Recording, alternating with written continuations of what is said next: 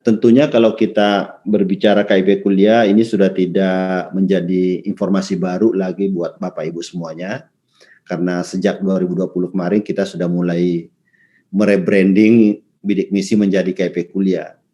Hanya saja di tahun 2021 ini sedikit ada perubahan kebijakan kaitannya dengan beberapa hal, dalam artian bahwa mudah-mudahan perubahan kebijakan ini justru membuat anak-anak kita bersemangat, membuat perguruan tinggi kita bersemangat. Karena kenapa? Tujuan kami untuk melakukan perubahan kebijakan ini tidak lain adalah ingin memberikan kedua-duanya kesempatan yang seluas-luasnya untuk memberikan akses kepada masyarakat kita. 2020 ini kebijakan yang mendasar yang diluncurkan oleh Kementerian Pendidikan dan Kebudayaan sebagai Merdeka Belajar episode 9 adalah bagaimana KIP kuliah ini bisa memerdekakan peserta didik dan memerdekakan perguruan tinggi. Ya. Karena kenapa? Kalau kita melihat tadi data seperti ini, bahwa yang sebelumnya UKT-nya hanya 2,4 juta saja, ya, kita bisa mengasumsikan bahwa bagaimana bisa anak-anak kita bisa diterima sebanyak-banyaknya masuk ke program studi yang UKT-nya lebih mahal atau SPP-nya lebih mahal. Padahal boleh jadi anak-anak tersebut sangat memimpikan, sangat mengidolakan program studi tersebut, tapi nggak berani. Karena takut tidak diterima. Karena kenapa? Perguruan tinggi kita terlalu besar subsidinya. Pasti teman-teman kami yang program studinya di atas 2,4 juta akan berpikir menerima anak-anak KIP kuliah lebih dari 4 orang satu kelas. Karena kenapa? Subsidinya akan terlalu besar. Pasti subsidinya besar. Subsidi silang dari rekan-rekannya di kelas yang sama. Demikian juga, taruhlah anak tersebut karena kecerdasannya, dia diterima program studi unggul di perguruan tinggi yang terbaik di Indonesia umpamanya. Tapi kebetulan kampus tersebut berada di ibu kota negara atau di ibu kota provinsi yang biaya hidupnya mahal. Pasti dengan sendirinya kalau orang tuanya tidak mampu dengan dasar tadi seperti hanya 1,2 penghasilannya per bulan, nggak bakal berani melepas anaknya ke ibu kota provinsi untuk kuliah tersebut. Karena kenapa? Biaya hidupnya hanya 700.000 per bulan. Yang selama ini 700.000 kalau di Jakarta, di Bandung, di Jogja, di Surabaya itu baru biaya ngekos saja. Baru biaya ngekos.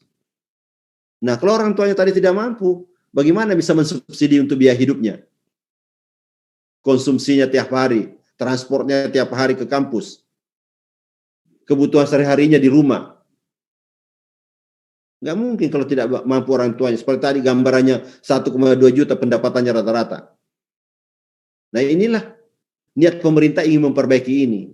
Sehingga anak-anak kita yang punya talenta khusus, punya talenta unggul, ayo beranikan diri memilih program studi terbaik sesuai dengan mimpi kalian. Karena kenapa? Pemerintah akan membiayai biaya hidupnya sesuai dengan biaya hidup kota setempat. Nah ini Bapak Ibu yang saya hormati yang menjadi dasar pemikiran sehingga kenapa di tahun 2021 ini berubah seperti ini. Yang semula 2,4 juta per semester, sekarang kita klaster berdasarkan akreditasi. Akreditasi C tetap 2,4, kemudian akreditasi B bisa sampai 4 juta kita bayar, akreditasi A bisa sampai 12 juta, mungkin seperti fakultas kedokteran dan sebagainya. Biaya hidup, kita lihat biaya hidupnya juga sama. Yang semula hanya 700.000 rata-rata, mau kabupaten perguruan tinggi tersebut, mau ibu kota negara atau ibu kota provinsi berada kampus tersebut, pokoknya biaya hidupnya hanya 700.000 per bulan. Makanya dengan tahun 2020 ini kita mencoba mengklaster berdasarkan Susenas. data Susenas menunjukkan bahwa inilah harga biaya hidup sesuai dengan klaster yang ada. Jadi kita klasternya adalah kabupaten, bukan provinsi. Kabupaten. Jadi kabupaten kota mana berdomisili kampus tersebut, kita akan biaya hidupnya seperti itu. Jadi bukan daerah asal. Karena dia akan belanja di mana perguruan tinggi berada, di mana dia kuliah. Klaster 1 kita akan biayai 800.000, itu juga sudah ada kenaikan dari 700. Klaster 2 kita akan biayai 950.000. Klaster 3 kita akan biayai 1,1. Klaster 4 kita akan biayai 1,25. Klaster 5 ini rata-rata ibu kota ada 1,4. Separuh dari 700.000 yang selama ini.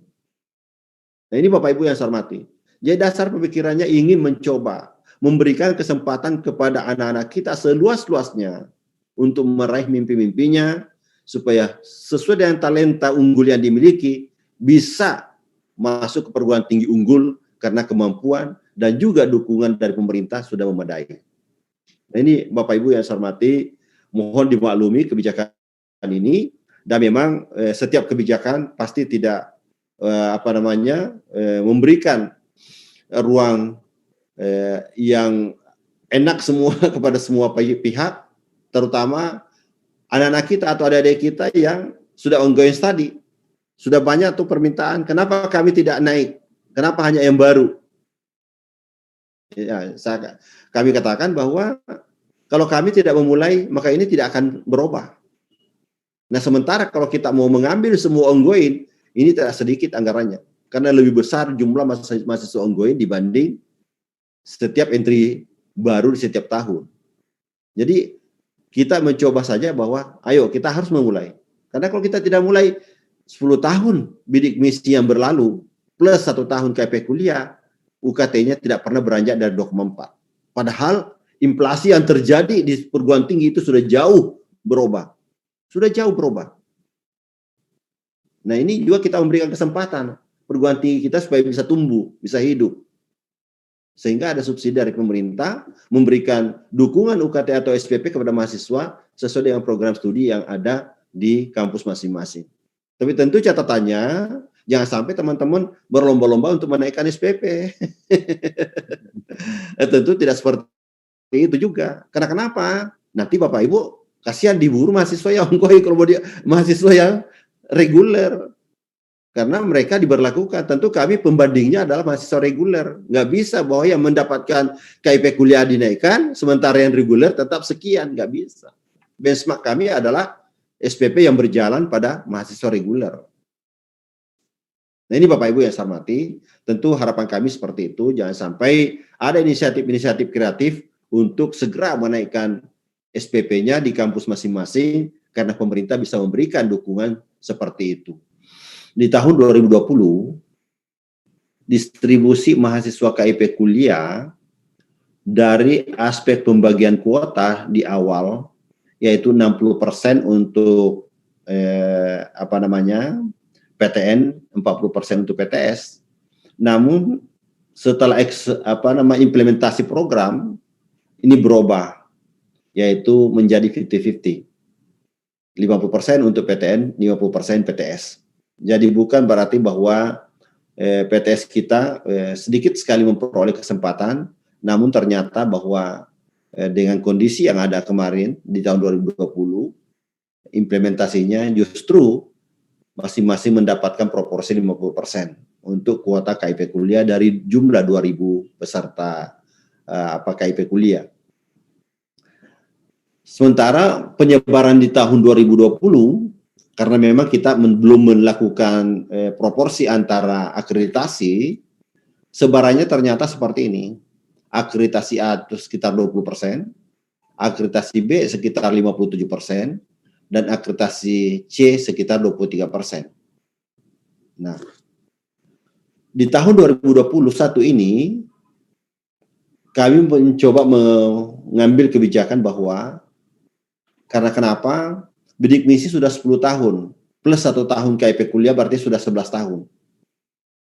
Nah, apa yang terjadi bahwa kita mencoba ingin mendorong bahwa anak-anak kita berikan kesempatan seluas-luasnya untuk bisa menikmati atau memperoleh kesempatan masuk kepada program studi akreditasinya lebih baik, yaitu akreditasi A, yang dulunya 20% menjadi 30%. Jadi itu hampir bisa kita bandingkan bahwa itu ada perpindahan dari akreditasi C. Jadi penyebarannya begitu berputar. Mungkin ada B ke A, kemudian C ke B, sehingga proporsi untuk C kita kurangi menjadi 14% dari 23% tahun sebelumnya. Itu yang pertama. Kemudian berikutnya, Bapak Ibu yang saya hormati, yang menggembirakan bagi kami juga dari potret sebagai benchmark ya, dari potret asal mahasiswa KIP Kuliah tahun 2020, kita bisa melihat bahwa kalau kita melihat umpamanya adalah Kalimantan Barat, yaitu sekitar 2% dari peserta KIP Kuliah, atau sekitar 3.900, anggaplah 4.000 asal daerahnya. Kemudian kalau kita melihat lokasi kuliahnya, artinya sangat sedikit yang keluar daripada Pontianak, ya, daripada Kalimantan Barat, sangat sedikit. Hampir sama pendaftar asal daerah dan jumlah yang kuliah di Kalimantan Barat. Tadinya ada 3,9, 3.900, sekarang 3.868. Nah, ini satu data yang menunjukkan bahwa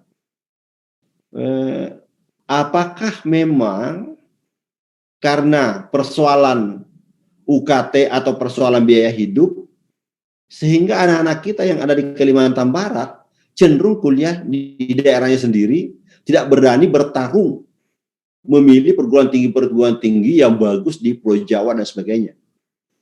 Karena hampir sama saja jumlah asal daerah dan tempat kuliah di Kalimantan Barat, hampir sama jumlahnya.